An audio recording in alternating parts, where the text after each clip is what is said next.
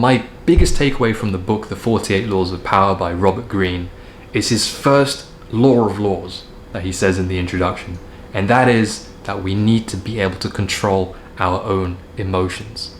Unless we're able to do this, then all of our plans, all of our personal development plans, professional development plans, all of our readings into the laws of power and all this kind of stuff, this can all get thrown out the window, because in the moment we'll get upset and we'll just act based on how we're feeling then. So we need to be able to control our emotions.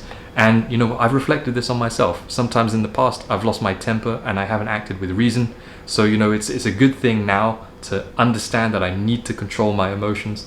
And now I'm finding more often, I'm catching myself. If I feel a bit envious, I catch myself. If I feel a bit upset, I catch myself. And I have to remember, act with reason, right? Because I have to be able to follow a plan. I can't just improvise through my life based on how I'm feeling, right? Another point of this is that you have to realize that other people are also ruled by their emotions. So things that you do and words that you say have emotional consequences for other people.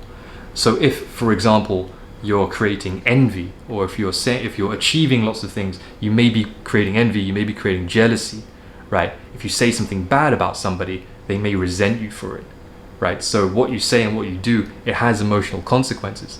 And in the book, there's a whole bunch of other laws to follow, right? So for example, never outshine the master, which is basically never seem too good, in comparison to your boss, right? Because your boss is going to get envious. So there's a whole bunch of rules here which follow underneath this point, which is be aware that your actions and your words have emotional consequences for other people, right? So it's a really good lesson, I think. And I think the 48 Laws of Power is really a book about emotional intelligence, right? It's a book about controlling your own emotions and also being aware of other people's emotions as well and how that drives them.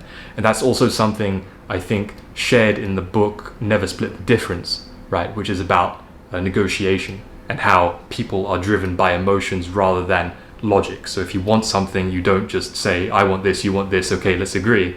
Instead, you have to work with the emotions, get them on your side, build rapport, etc. So yeah, this concept of emotions coming first is shared across a lot of different books, and I thought it was an interesting point to talk about. So